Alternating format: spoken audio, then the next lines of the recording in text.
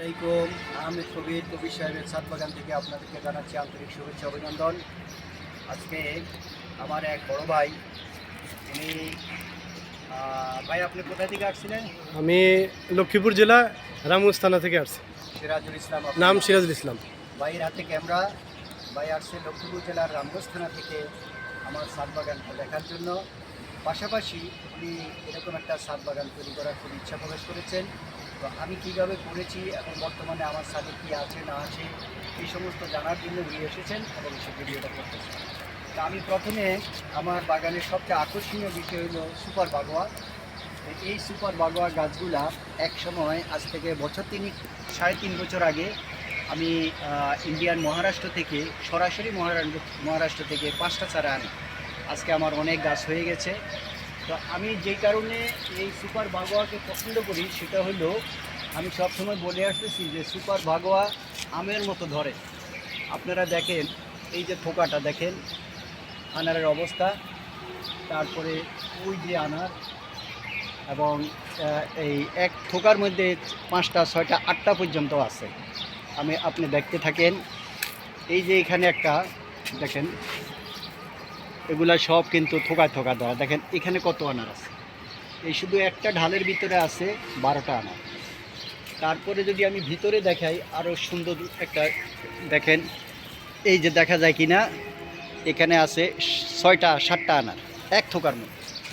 এইভাবে সুপার বাগোয়া আনারের বৈশিষ্ট্য হলো তারা এইরকম আমের মতো থোকায় থোকায় ধরে, এবং ইনশাআল্লাহ যখন একটা বৃষ্টি পাবে তখন এই গাছগুলা আপনার অনেকটা কিন্তু ঝুলে পড়বে আনারের ভারে, এবং ভিতরে চামড়াটা পাতলা, ভিতরে একেবারে লাল টকটকে, খুবই রসালো।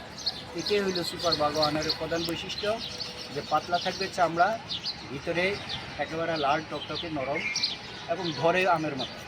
তো এখানে তো অল্প কাটা গাছ, আমরা ওই সাইডে যাই। আমার এখানেও আছে সেই সুপার বাগোয়া। আপনি এখানে একটু ধরেন, দেখেন এইটুকু জায়গার ভিতরে কতগুলি আনার এইটুকু জায়গার ভিতরে ভরে আছে। অর্থাৎ এই গাছটার ভিতরে এখনো প্রায় 50-60টা আছে, এবং বৃষ্টি পাইলে তখন তো এটা ঢালে ভেঙে যাবে মনে হয় আনারের বারে, যেটা গত বছর আমি দেখেছিলাম। আলহামদুলিল্লাহ, এই যে দেখেন কী অবস্থা সুপার বাগোয়া আনারের। এখানে 4টা আছে, ওখানে 3টা আছে। এইভাবে সুপার বাগোয়া আনারে থোকায় থোকায় ধরে মাশাআল্লাহ।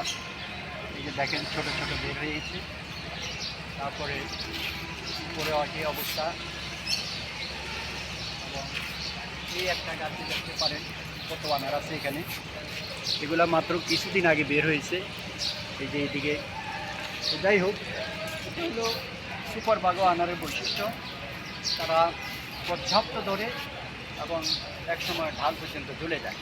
তো এইভাবে আমি আমার আনারের বাগানটাকে সাজিয়েছি। সুপার বাগোয়া আছে, অস্ট্রেলিয়ান আছে, থাই আছে, GM2 আছে। আর ওদিকে যদি আমরা দেখাই, আমরা মাশাআল্লাহ, আপনি ক্যামেরাটা এখানে উপর দিয়ে ধরেন, আপনি কিছু জানতে চাইলে জিজ্ঞেস করতে পারেন। এখানে আমি 2 ধরনের ডাটা লাগিয়েছি। একটা ডাটা হইল, এটাকে বলা হয় রেড রেড টাওয়ার, অর্থাৎ এগুলো 8 ফিট লম্বা হবে, 7 থেকে 8 ফিট লম্বা হবে এই যখন বড় হবে। আরেকটা হইল ইস্পাহানি সুরেশ্বরী। এই 2টা। আবার এখানেও আছে আমার আপনার, এই যে এখান দিয়ে যদি আমরা ধরি তাহলে এখানে দেখতে পাচ্ছেন এগুলো ডাটা, 3 সাইজে 3 রকমের ডাটা। এদিকে আছে আমার কলমি শাক, আর এদিকে এই যে সাইডটা, এই সাইডটার মধ্যেও আমার আছে 12 মাসি মালটা।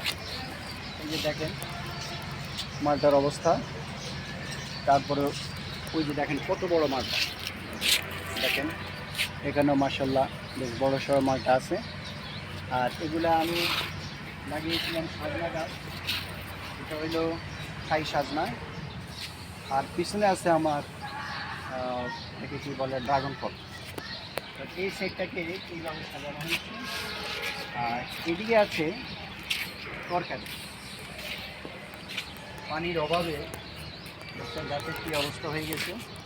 এটা হলো সিসিঙ্গা, এই সিজনের মূল আকর্ষণ আর কি, সিসিঙ্গা।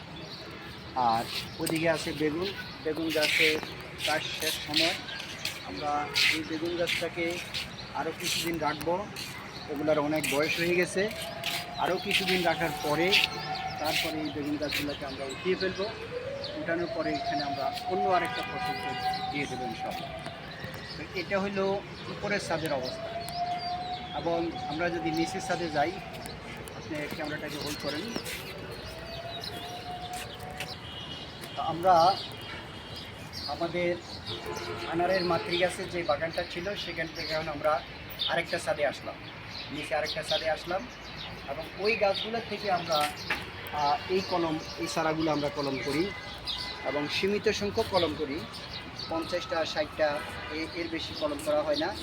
এইভাবে আমরা কলম করি, মানুষের মাঝে ছড়িয়ে দিই। কারণ যেহেতু জাতগুলো ভালো, আমাদের দেশে বিশেষ করে আনারের বেলায় মানুষ অনেক বেশি ঠগে। তো যার ফলে আমি চেষ্টা করি একেবারে অরিজিনাল জিনিসটা মানুষকে দেওয়ার জন্য।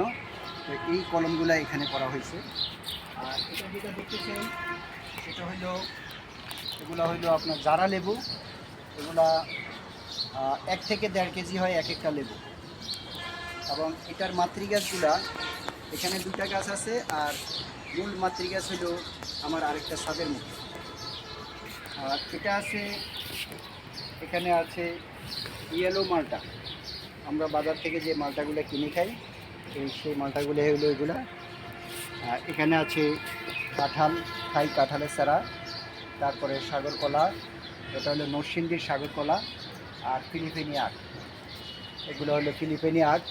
আখ তো আমার এখানেই, এই যে দেখেন ছিল আখের, আখ ছিল, অনেক আখ ছিল এখানে।